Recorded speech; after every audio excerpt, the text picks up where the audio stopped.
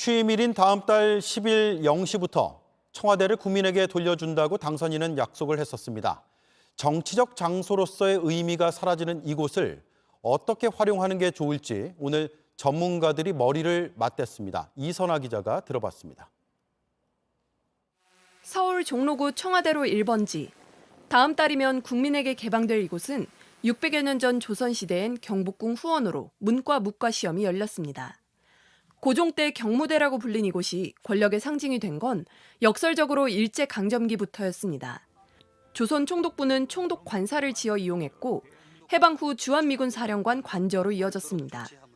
이승만 초대 대통령이 집무실을 이리로 옮겼고 해방 어린이들은 경무대 관저로 이 대통령 각하를 예방하고 인사를 드렸는데 파란 지붕집, 지금의 청와대란 이름은 4.19 이후 선출된 윤보선 전 대통령이 붙였습니다.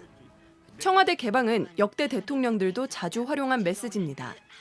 김영삼 전 대통령은 취임 첫날 김신조 침투 사건 이후 27년 동안 통제됐던 구간을 열었고 청와대 앞길을 개방해 수십 년간 막혀있던 인왕산 등산길도 모두 완전 개방해냈다. 노무현 전 대통령은 청와대 본관과 마주하고 있는 경복궁 신무문을 45년 만에 공개했습니다. 그러나 청와대 자체의 전면 개방은 없었던 일인데 역사적 정치적 상징성이 큰 만큼 전문가들은 이 일대를 근대 역사 문화지구로 보존해야 한다는 데 의견을 모았습니다. 조선시대 이래로 지금까지의 한양에 있어서 좀 넓게는 대한민국의 가장 중요한 축이었고 한국인이 느끼는 가장 상징적인 장소라고 생각을 합니다. 조선 왕실의 사당인 칠궁, 청와대 미남불로 불리는 신라 불상 같은 문화재도 있는 청와대. 콘크리트로 지은 한옥부터 당시 건축가들의 고민이 엿보이는데 일제강점기 이후 계속된 변형으로 훼손이 심하다며 기계적인 복원보단 현 상태를 유지하면서 활용 방안을 찾아야 한다고 말합니다.